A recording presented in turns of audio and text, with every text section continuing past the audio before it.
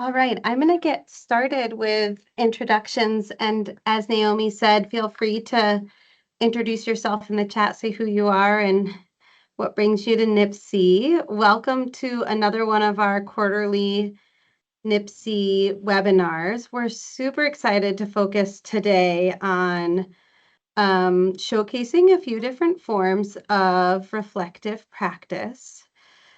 So hopefully you're not going to hear me speak all that much, but just wanted to introduce sort of the idea behind this. I think in pediatric palliative medicine, we all think about reflective practice a lot as a means to support both well-being and learning.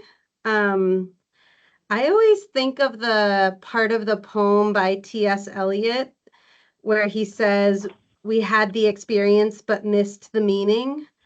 And an approach to the meaning restores the experience in a different form. And for me, that's always how I sort of think about why reflective practice is useful, so that we don't go through this work and never get the chance to spend time with what it means for us. So we asked three incredible palliative care educators and folks who have put together different types of reflective practices with their learners and their colleagues to come and talk to us really about the how of reflective practice, how they got into it and how they use their modality in their setting to offer a reflective practice model and hear a little bit of their own best practice. What you can expect in the next hour is that we're going to do a little bit of show and a little bit of tell. So you'll get to hear from each panelist, who I'll introduce in a moment, about their modalities and how they built their programs. And then dabbled throughout, they're also going to show us a little bit of what it might feel like in their modality. So you're going to get to hear about museum-based education, narrative medicine, and peer support. I would love to introduce the three panelists who should hopefully be pinned up in your gallery. So as you're hearing them sort of speak throughout the day, that they're not juggling around your screen. Hopefully we succeeded in doing that. So Ali John is an internist and palliativist at the Division of Palliative Medicine, as well as the Director of Psychedelic Research in the Department of Psychiatry at Emory. And he's been teaching contemplative museum-based courses for nearly a decade, including 2 courses that are offered annually called The Art of Pain and The Art of Palliation. And he's going to speak to us about museum-based education today. Andrew Thurston. Dr. Thurston's a medical director of the Supportive and Palliative Care Service at UPM Mercy in Pittsburgh. He oversees the inpatient consult service and outpatient clinic there. And he also does special work in reflective reading exercises that use poetry, art, and photography as a tool for reflecting on various issues in the medical field. And he's had poetry and opinion pieces published in JAMA and the Annals of Internal Medicine. He's here to talk to us about narrative medicine. And finally, we have Jaina, Dr. Clough, who's a hospice and palliative medicine physician at the University of Vermont. And her most recent practice and teaching has really been around including peer support in clinician and colleague support. Her other interests include medical aid in dying and other forms of reflective practice. So she's here to talk to us about peer support as a model for reflective practice. So without further ado, I'm hoping, Ali John, can you get us warmed up for the next 7 to 10 minutes with a little bit of practice? Yeah, let's begin. So I'm going to share my screen.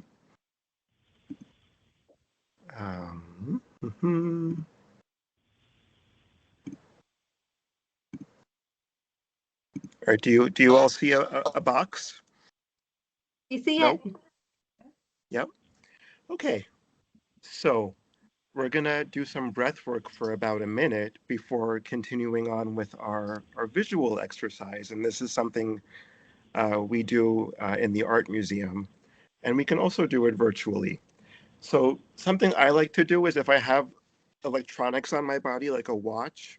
I like to remove it, but you can keep it, just to feel a little more disconnected from any additional technology. And I ask that you get comfortable in your seat. If you're not seated, it's probably best to be seated for this part. And to just let your eyes close as you get comfortable. And I want you to breathe in for a count of 4, 2, 3, 4, and hold for 4. And breathe out for 4. And hold for 4. And we're just going to continue this boxed breathing for another minute with your eyes closed before we reopen it. And we can sit in silence for this.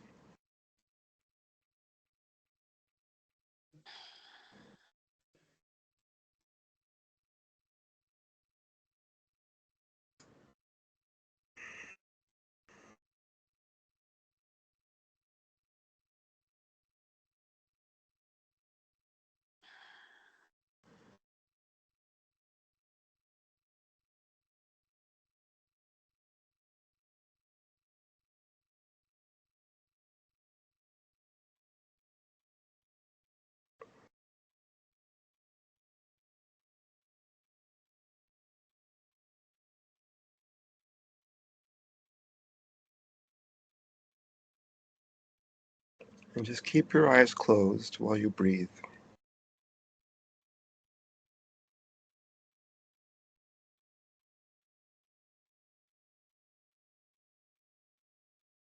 And when you're ready,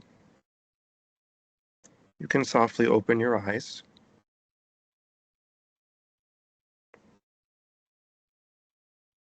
And just bring your full attention to this image.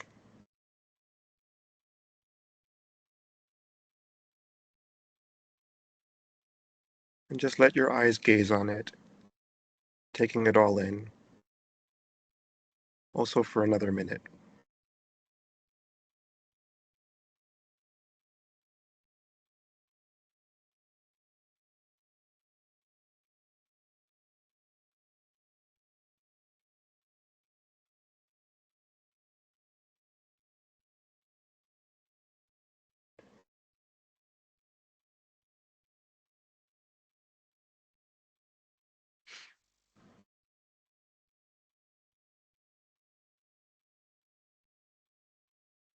So we have a couple minutes to talk about this.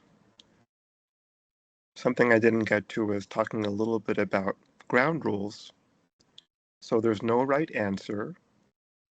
I ask that you avoid premature conclusions and to listen to each other's interpretations.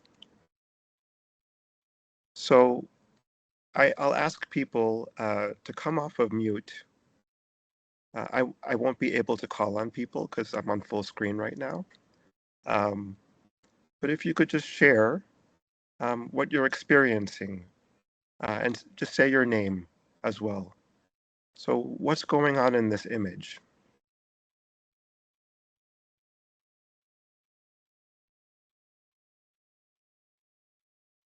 This is Robin Blitz. It looks like she's had a long day and she's the end of the day and walking hopefully home with her, maybe that's an apron full of whatever she was getting. She looks tired and exhausted. Thanks, Robin. So Robin is seeing someone who looks tired and exhausted, perhaps at the end of the day. And Robin, what do you see that makes you say she looks tired? I guess I feel tired looking at her. I guess her face looks tired to me. It doesn't, I don't know. Yeah, but maybe it's also a sunrise instead of a sunset. I can now that I'm looking at it, but I hope it's not a sunrise because she already looks tired. Yes. So Robin's voicing a lot of several emotions, including even a hope that she hopes this isn't sunrise, as this central figure appears so fatigued. What more can we find, group?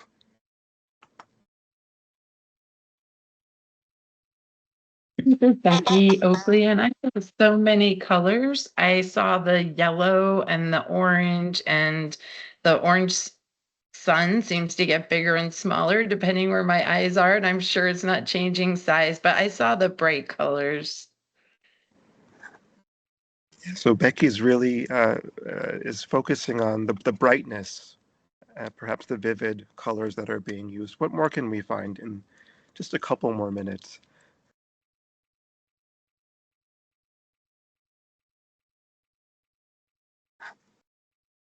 This is Sharon. I think she kind of looks worried. I don't know. I feel like she has, when I look at her face, I agree that she appears fatigued, but I also think she looks a little bit worried. And tell me, what do you see that makes you say that she looks worried to you? To me, it's the expression on her face and the way that she's holding like the machete in her hand. Like it's not like it's just relaxed and down by her side. It's kind of like up, like she's kind of, on alert, sort of, so to speak. Yeah, so this the right hand and the way it doesn't appear relaxed, but really there's an intentionality to how she's holding what you're describing as a machete, suggests some anticipation or worry. What more can we find, group?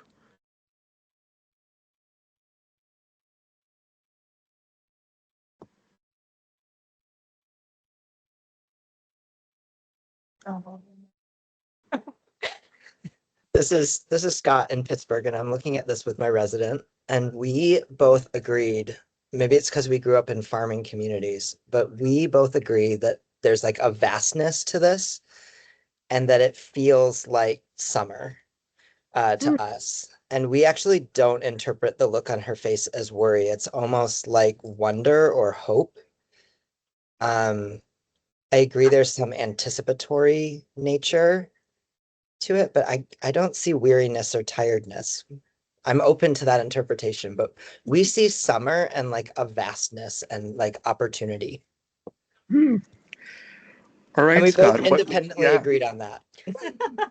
So Scott and Trainee, what do you say? What do you see that makes you say um, wonder here I or think just like wonderment? her upward gaze into the horizon kind of signifies that there is an openness and an infantness, not only in what she could be thinking, but also in like the physical space around her that can reflect that as well too. So I think there's a little bit of some mirroring in her expression and then also her environment. Yeah, this idea that she's looking up, perhaps suggesting wonder and hope, the vastness and summertime. So for the sake of time, I'm going to keep this image up while I tell you a little bit about how we do this work. So you can already, within just a couple minutes, tell that people have different perspectives on what they see. From this figure looking worried, tired, feelings of wonder and hope. And it helps ground what we see in visual evidence. This is part of what we call visual thinking strategies. Um, Something kind of, to me, magical happens at around the 20-minute mark. We spent probably like 5 minutes looking at this. Um, People start to go wild with interpretations. The scenes become more animated, and people feel much more comfortable with self-disclosure in a way that we typically aren't in more clinical environments. When I remove interdisciplinary teams from the clinic, from the hospital, and we go to the museum for an afternoon, people start sharing aspects of their lives about their professional identity, about their role as palliative care clinicians, as pediatricians, as social workers, chaplains, etc., in ways that I think we really couldn't access within clinical environments. And that flattening of the hierarchy, referring to each other by our first names, um, in our qualitative work, people who have taken our courses say that this functions as a kind of clinical simulation, as ways to value the different perspectives of interdisciplinary team members, of preventing premature closure, that the more time you spend with something or with someone or a clinical scenario, the more you can excavate from it. And we do this through visual means. So sometimes we share a lot about the work and sometimes we share relatively little. And in the last minute I'll have to, for my exercise, the name of this painting is Song of the Lark. And while there are so many interpretations, we think that this is sunrise, and you see that lark on the upper left, signifying the hope of a new day. And when this came from France, this is a painting by Jules Britton in the early 1900s. This was called America's best loved picture because it symbolized a sense of hopefulness, especially around the idea of work and the American identity.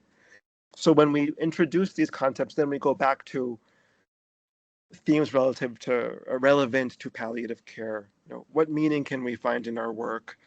What joys and struggles do we find with our work? When do we feel worried or tired or feel wonder and hope?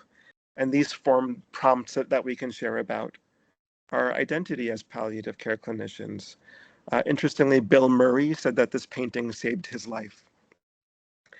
I've played The Lark Ascending by Vaughan Williams, where people meditate and listen to this, the sound of a lark. And then we'll even read poetry with the lark, which I will put in the chat so I don't spend too much time speaking. And I'll also share a link to how you can curate these experiences at your own institution. So I'll drop those in the chat in just a second. And thank you for your time.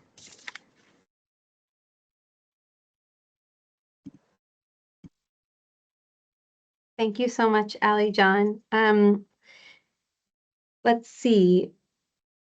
Andrew, would it be okay if you talk a little bit? We'll transition to hear a little bit about narrative medicine now.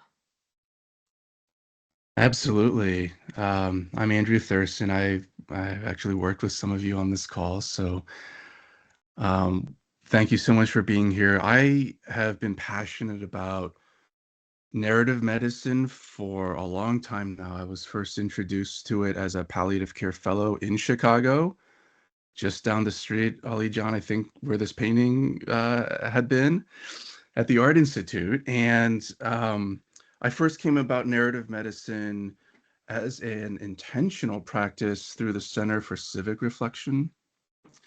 And as a fellow with Kathy Diamant in Chicago, I actually took a facilitator course, or part of a course actually, to do this.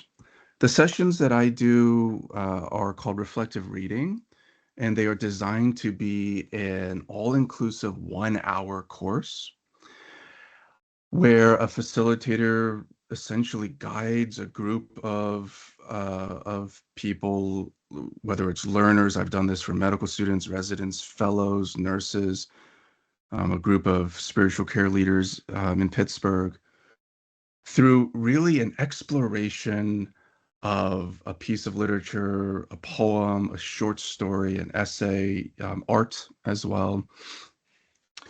And it really goes where it goes. It requires a shift in a sort of a didactic framework where I, as the facilitator, am no longer the expert in the room, but more of a shepherd or a guide. And we explore the scenery and go wherever it goes. We get into the brush, we climb mountains, so to speak, and I guide my group to wherever it ends. I will say, from a practical standpoint, maybe almost like improv jazz, there is a lot more structure than it may seem to the person viewing or participating. And so for these 1-hour narrative sessions, especially if it's a new piece that I'm using, and I'll give an example. I have been using The Red Wheelbarrow by William Carlos Williams quite a lot recently, a very short poem. I usually put a lot of time into researching and planning the hour. So as with jazz, it may sound all fluid, but there's so much that goes into being able to riff off of the structure of the original song. What I mean by that is the framework that I use is something called the experiential learning cycle. The red wheelbarrow, there it is. And I use specifically what's called what, so what, now what. 3 basic questions that get at the what, which is what is the theme of the poem that I'm using? So what is the theme of the red wheelbarrow? The so what, which is, so what does this mean for me as the reader, as the participant? And then the now what, which is, okay, so where do we go from here? What do we do with this? How do we apply this to the work that we are doing as palliative care clinicians? How do we apply this to the work that we do in the hospital, to our patient experiences, to our own experiences? And maybe even how does this impact the future of our field? I do this and try to guide my groups through this with questions, with intentionally stimulating questions. This is part of the preparatory work. I'll come up with, for any given piece, 3 to 5 questions in each of those buckets. So sort of like what Ali John was doing, more of a question that is designed to clarify. So what's going on in this scene? What do you think William Carlos Williams is talking about here? Is he talking about a red wheelbarrow? What do you think about the colors that are being used, the descriptions? Then I'll go into interpretation type questions. What is William Carlos Williams asking us to think about? What do you think is the greater meaning here? And then I'll ask about implication. How does this poem extend into the work that we do? Right? Are there wheelbarrows that we use to help us in the work that we do? You know, are there things that we're able to find beauty in, some simple imagery, things like that? As you can imagine, there are challenges in a 1-hour session. And when I am facilitating and guiding, a lot of this reflective reading framework depends, and so much depends upon audience participation. On the group that I'm with sharing and feeling vulnerable and open to sharing. So I have to make sure that I have created a very safe space from the get-go to share and be vulnerable. I oftentimes will refer to it as Vegas rules. You know, what's said here is not going to be shared. I never record the sessions that I do. And I try to make sure that we are balanced and neutral and respectful, similar to the framework that Ali John had set up. I have had one person when I shared this poem, actually 2 people, and I had to think on the fly about how to respond to this. They read this very short poem by William Carlos Williams and immediately said, I hate this poem. I do not like it. I absolutely hate it. It is not my jam. It's not my thing. And so it was up to me in that moment as a facilitator to guide that constructively to hopefully a point. And I think the point in creating a safe space is we feel whatever we feel with whatever piece of art we're looking at, whatever poem, whatever short story. We feel what we feel, and we can name it, and it's all valid. And so I think where I took it is I said, absolutely, I'm not here to make you fall in love with this poem. I'm here for us to think out loud about it. And I said, I wonder how, and I explored a little bit further, and the reason that they did not like it was because they felt no sense of closure. They said, so much depends, but what depends? So much depends upon a red wheelbarrow. This is a beautiful image, beautiful poem, but I don't know what William Carlos Williams is talking about. And so where I took that as a facilitator for this 1-hour session was I said, it sounds to me like you're hoping for closure. It sounds to me like you're hoping this poem gave you a little more direction. I wonder how our patients must feel when they don't get a sense of closure, when there is uncertainty in medicine and in healthcare. I wonder if we can sit for a moment and think about what their families must go through, watching their loved ones sit there without answers, without knowing what depends on this test. And so I think as you think about these 1-hour sessions, I think that is your challenge as facilitator, is to try to, with intention, create a flow that starts beautifully from a beginning piece where we're reflecting, that then migrates into maybe our own experiences, and then you can guide it toward your patients and their families and the work that we do.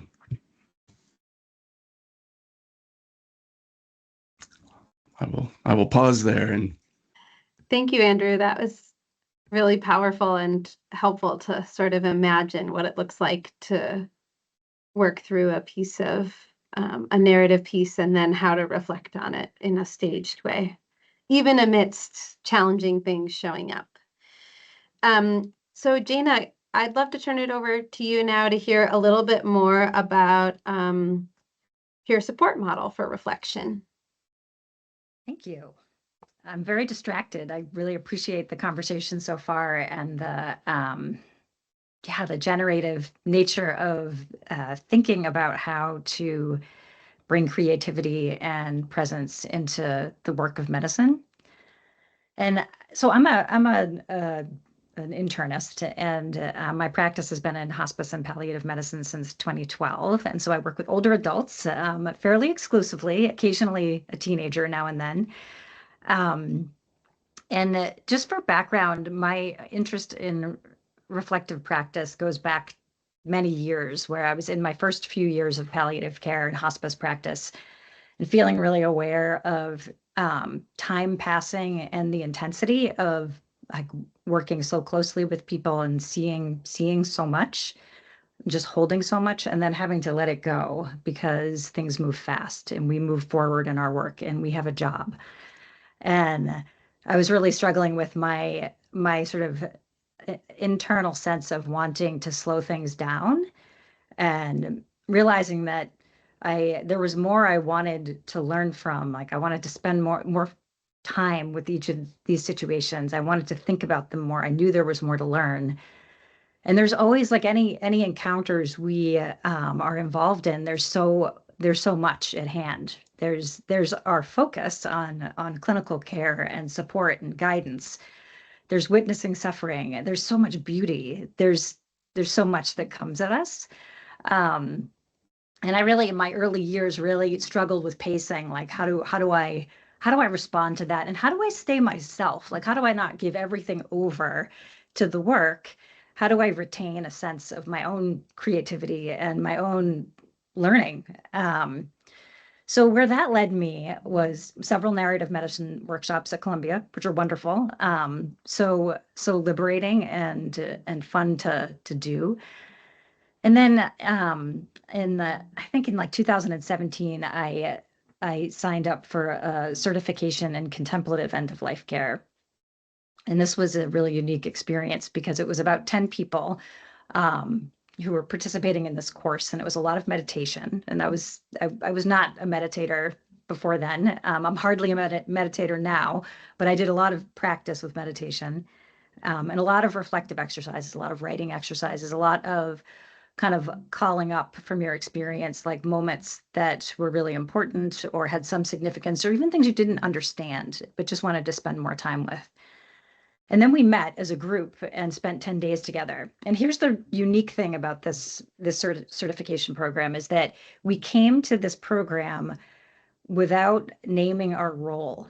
So there was a rule that you couldn't say what your job was or what your involvement was in end of life care. Everybody there had involvement in end of life care in some way, but you couldn't say what you did. And that was really a profound experience because it allowed us to be a real community of practice, like focusing on our shared work and our shared experiences without the distraction of identity. Like I'm a nurse or I'm a social worker or I'm a doctor. And that was really very profound. And I also just realized, of course, that we're all humans caring for humans. We know this in our minds, but what feeling that is different, actually, especially with years of conditioning to be a certain kind of performer. A lot of our work is very performative. So I got really interested in like, how do you carry that kind of experience into your workplace? How can you make it accessible to other people? Because I found it so gratifying. And where I ended up was doing the mindful practice curriculum in Rochester. And that's also a wonderful program. And that's primarily focused on clinicians, pretty physician heavy, but really any provider role. It's very open open-minded, open-hearted. And that also was a real growth experience for me, working in community with other colleagues. And what I came away from that with was kind of a more insight into how we carry our sense of responsibility and our sense of perfectionism into our daily lives and into our sense of self. And I will tell you a little story from that experience, which I think really highlights for me why I'm focusing now on peer support, which is that part of the facilitator training was that we were doing a lot of meditation, and we were doing some guided mindfulness and guided meditation. I just want to pause and say that I hate the word mindfulness. When I hear it, I'm like, oh, it makes me, there's so many associations with it, and yet I do it and find it valuable, but it is hard. It's a sort of,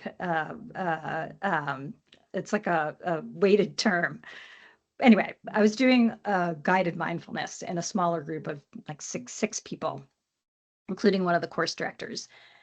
And it was fine. It was lovely. It was a great experience. I got to practice, and then we finished up. And then out of nowhere, I just started sobbing, just like sobbing in that completely involuntary way. My chest was like shaking. I like could not look up. I was completely consumed by grief and by sadness. And I was also, part of me was like mortified. I was like, oh my God, I'm in this like room. There was a neurosurgeon, and there were 2 ER docs, and there was a psychiatrist, and I wasn't, I didn't feel completely comfortable with this group yet. And so that was an incredible experience, because the facilitator came over to me and just asked me if I felt like I could talk. And I shook my head that I couldn't talk. And then he just sat with me, and the rest of the group I could feel was completely frozen. Everyone was incredibly uncomfortable. And I was like, oh my God, I can't believe I'm making people uncomfortable. And he turned to the group and he said, there's nothing wrong here. This is human. There's nothing to fix. And I could just feel the whole group just relax. And at the end of that course, one of the neurosurgeons came up to me, and she said that was the moment that made the entire course worthwhile for her, was both witnessing like intense emotion and hearing from a trusted teacher that there was nothing to fix. And I thought, oh, I didn't sign up to be like the teaching example, but I got so much out of that experience as a learner and as a teacher myself. And where that led me was to really think about how do we optimize reflective practice skills to make them most useful at the right time. And a little side note is that I, as an educator, in medical education, working with medical students, residents, and our palliative care team, and including our fellows, I tried a bunch of like mindful practice, like curricular experiments, and this is my learning from that. Not everybody likes mindful practice, and not everybody feels at ease with that. So I think that that's something to be really sensitive to when you're developing curriculum, is just how do you tend your cohort, make it a safe space. And some people are actually very uncomfortable with it, and it can bring up a lot of emotion or stress, actually. So I've learned a lot from trying to introduce it in sort of a mandatory way. I think we know that that's not necessarily recommended, and that finding ways to introduce reflective practices like small pieces here and there, or like a self-selected group of people, or narrative medicine, I think, is a bit of an exception, because what I've seen with narrative medicine is that it gives so much creative freedom in terms of how students respond or how learners respond, that it creates a lot of space for people to decide. And there's prep time, so there's like a lot of space for people to decide how they want to show up. And I feel like that's been very successful from what I've seen in our medical education at the University of Vermont. So anyway, back to peer support. So peer support, really, I worked with one of the faculty at the Mindful Practice program in Rochester to kind of shape a peer support project, and I researched with our family medicine department. Our palliative care division sits in the Department of Family Medicine. We really surveyed department members and tried to find out what would be most useful, like what kinds of peer resources would be most useful. And peer support continues to kind of be adopted nationwide as a way to bring more support and space to each other. And the way we do that is by training peer supporters to have a limited conversation with their colleagues around stressful incidents. It doesn't necessarily have to be like high acuity, bad outcomes, medical errors. It doesn't have to be that extreme, although certainly that warrants peer support. It can be other things. It can be professional grief. It can be a complex patient-family relationship. It can be professionalism challenges in the workplace. So the idea is like, how do we build a culture of trust and make space for people to kind of reflect with a colleague on what's important and what they're noticing and what they're seeing. So overall, I think it takes energy and effort to make space for these kinds of practices. And I think when we're able to really create space to see things, we see a lot. We see things we might be missing. We generate new ideas. Like for me, it's a really creative process to try to make a lot of space. You kind of reground yourself. You discover new things, but it does take a lot of energy and effort. But through all of that, I do think we really grow our skills for attention and curiosity. And attention and curiosity is really what we need in palliative care to do our jobs well. So I think ultimately, it's good fertilizer. So.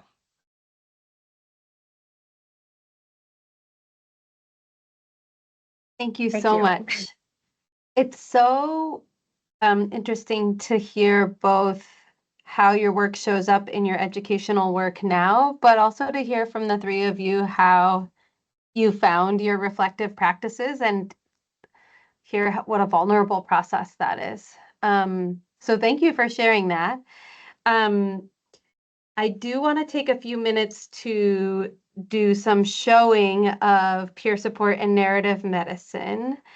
And then at the end, we'll come back to the panel to be able to ask them questions.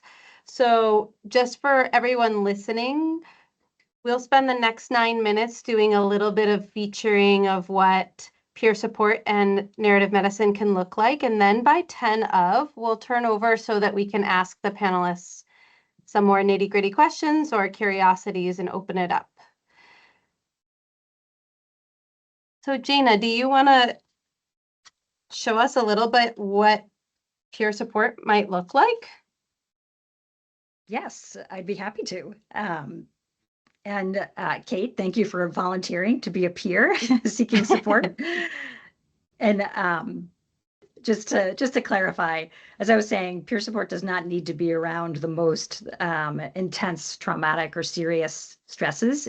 It actually, someone commented on the chat, like it can be helpful to talk about any number of experiences. And so what I asked Kate was if she was comfortable being a peer here to model a brief encounter of peer support. Just asked her to think about a moment in clinical practice that has stayed with her. Doesn't have to be good, doesn't have to be bad, just a moment that has stayed with you. So Kate, what we'll do is I'll just spend a few minutes just hearing a little bit more about what experience came to mind for you, and maybe just asking a few questions and doing a little reflection, and we'll keep it brief because of time. But yeah, I'm wondering if you can tell me a little bit about what moment came up for you.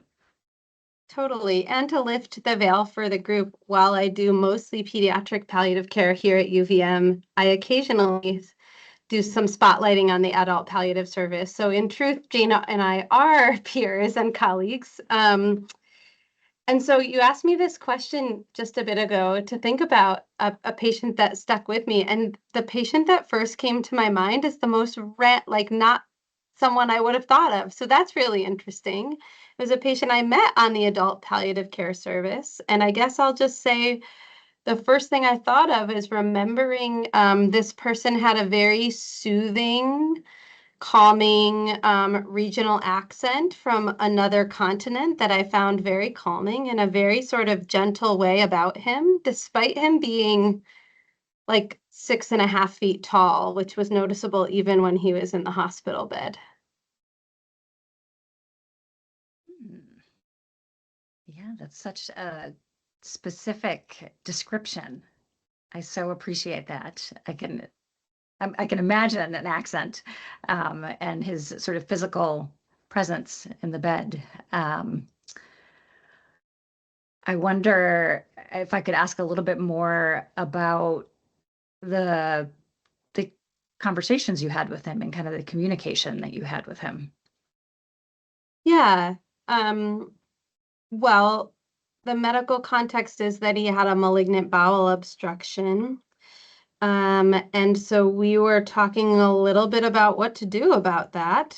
He was nearing the end of his life. And his bowel obstruction was quite intractable. And so we were thinking about what he would be willing to go through to get more time and what that time could look like and what he was hoping for. And I learned, maybe one of the reasons he sticks in my mind is I learned this fascinating detail that he had escaped coercive residential community, which is a term for what like sometimes colloquially gets called a cult. He and his wife escaped a residential coercive community in the 60s or 70s. And I remember being struck by that because it's sort of just not something that you hear every day. And also, like, what a brave thing to do that in order to show up for your family the way you wanted. And he went on to have children with his wife who was at his side, and his children and grandchildren were at his side. So he like sort of risked a lot for them back then in order to make his family be able to stay together, which was really interesting because he was making a choice to get a venting G-tube and go on TPN. And we talked really openly about that, sort of just being a bridge, not a solution, right? And what would it be a bridge for? And he felt like it was a bridge to some more time with his grandkids that he had sort of fought so valiantly in decades ago to be able to even experience family life. Wow, sounds like he was very willing to make sacrifices to have time with his family. Yeah. And then this duality showed up because when I asked what they had told their grandkids about what was going on with him, they hadn't told them anything.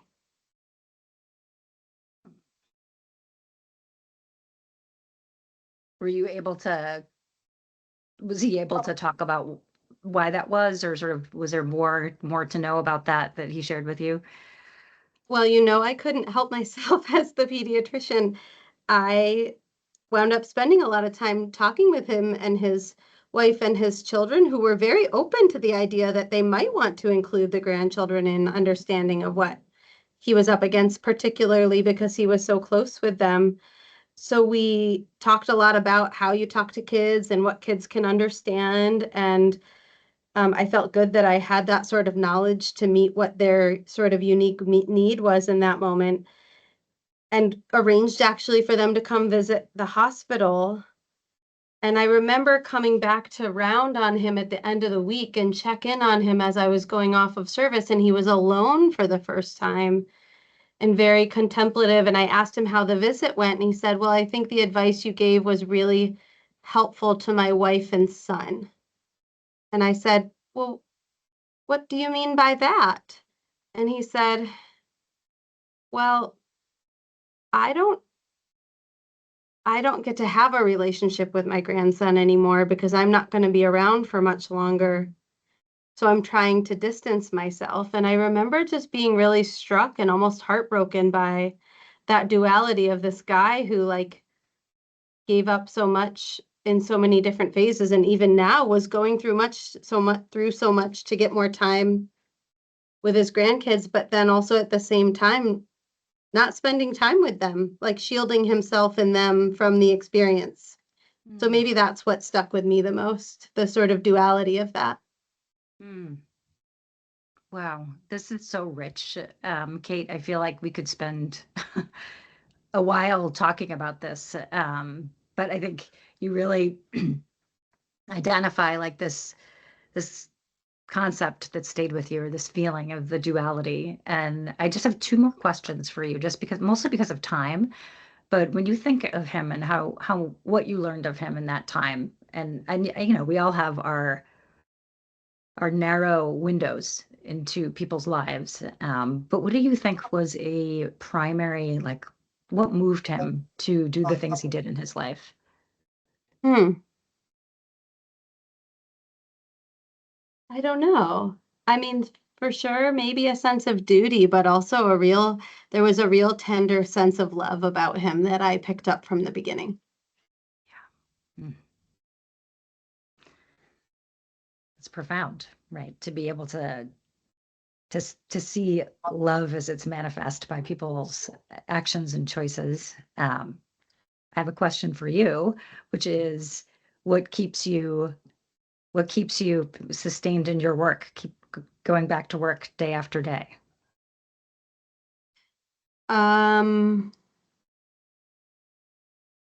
Getting to hear people's stories. Yeah. Sounds like it's quite a natural skill that you have to hear stories and also make space for them in their complexity.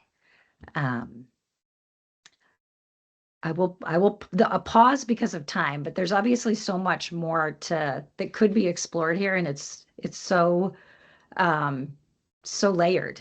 And one thing we always ask people after peer support is, what do you think you need as a next step, or what else might you need moving forward?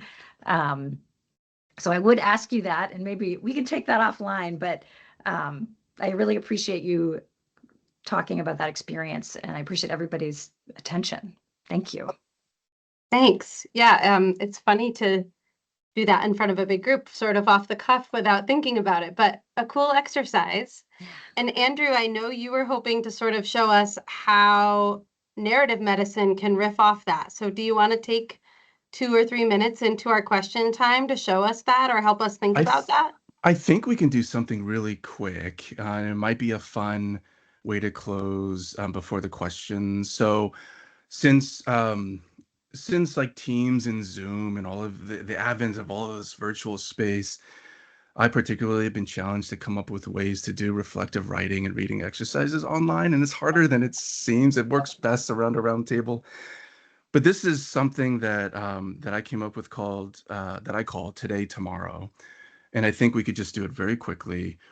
In our work in palliative care, we often think about what tomorrow looks like, what gives tomorrow meaning, and maybe sort of veering from what we were just discussing, thinking about tomorrow's relationships, tomorrow's meanings and interactions. So I thought if we could do an interactive exercise, just 2 minutes, and if you could all, I'm going to put the prompt in the chat. If you could just share 3 words that describe how you hope to feel tomorrow.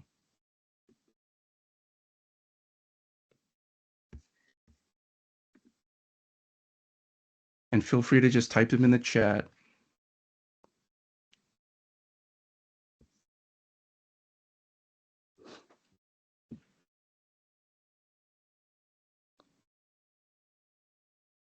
And as they come through, I'll maybe read some of them out loud. Oh, there's a lot. Okay, great.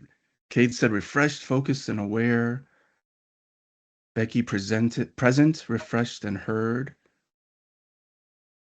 Oh, I'm seeing a lot of restfulness. Helpful, connected, and satisfied from Deborah. Catherine, hopeful, inspired, rested. Productive, present, calm. Beautiful. So with this exercise today, tomorrow, thinking about how you hope to feel tomorrow, your challenge now, tomorrow, is to take these 3 words and turn them into 3 sentences. What you do with those 3 sentences the day after tomorrow is entirely up to you.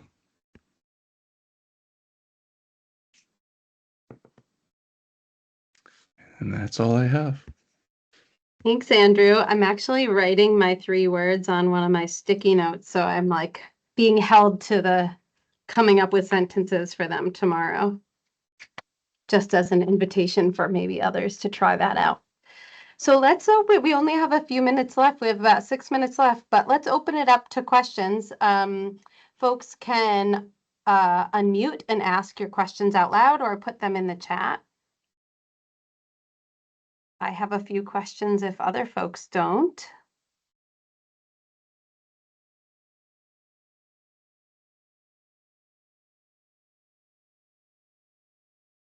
Hey Andrew, this is Catherine Brack. I'm a palliative care faculty in Emory, on the children's side for John. I really loved what you were just sharing, and I am wondering how you incorporate these strategies into busy clinical days, and kind of where you strategically pause or find moments for that. Because I think sometimes I just get going and it becomes hard to essentially like break, even if it's just for like a minute. And so I'm just wondering about your strategies for that. Beautiful question. It takes intention, and it takes yourself pausing and slowing down. So I'll just give you one example. At Mercy Hospital, where I work here in Pittsburgh, some of you know it, there is this massive stairwell, and it expands all 12 floors of the hospital. And if you are very ambitious, you can walk up and down and avoid the elevators. But when you are in it, you have a view of all of downtown Pittsburgh. You can see the storms rolling in, you can see the sun overhead, you can see, people going about their lives. And what I do if we need a break, or I notice or pick up some things in the residents or the fellows, is I'll say, here, come with me. Let's go for a little walk. And we'll just sit in that stairwell and take a moment and pause and be silent and reflect. And sometimes we don't have to say a single thing, right? It's an intentional pause in the day. And I could talk for hours about other strategies, but that's one thing that I do. Find a physical space, or find a place where you can literally hit the reset. Luckily, we have a similar stairwell in our hospital, I think. So I that's like a perfect example for me.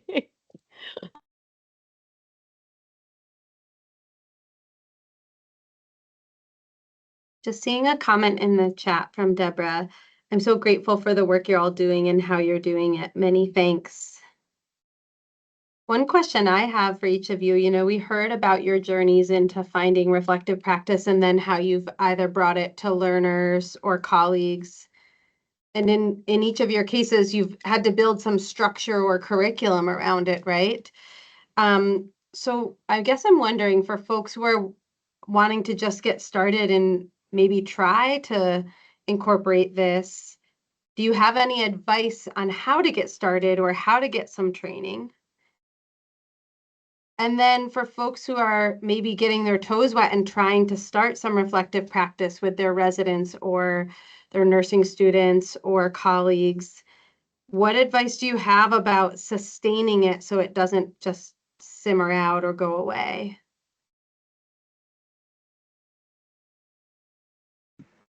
For the museum-based work, many of us in the palliative care space have done the Harvard Macy Institute museum-based fellowship. Several of us at Emory have done it across divisions and departments. So creating a community of people who really believe in the work is really important. Something I found that helps is to recruit program directors from other departments and divisions to take these courses, and then they go ahead and then start their own. And then if you are at an institution that has trainees, that's a way to keep the thing going every year, because you'll always have trainees who would, for whom this would be part of their curriculum, and then inviting others to join. So definitely getting buy-in from departmental leadership is key. And part of that is by inviting them to take the courses with you. I'm going to share a link to the Center for Civic Reflection website. It's not as robust as it used to be, but that's how I got into it. And I'm specifically going to share a link to their publications. If you're interested in doing a 1-hour facilitated guided reflection on a piece of poetry or something like that, they actually have a book that they've published for civic reflection purposes, in which each chapter is divided into a particular theme, and there are some poems and short stories. I don't think there's any art in this book, but they already have some questions that you can use to stimulate reflection. So it provides a bit of the framework, and it's also just a great read on its own. So the other bit of advice that I would say is just start.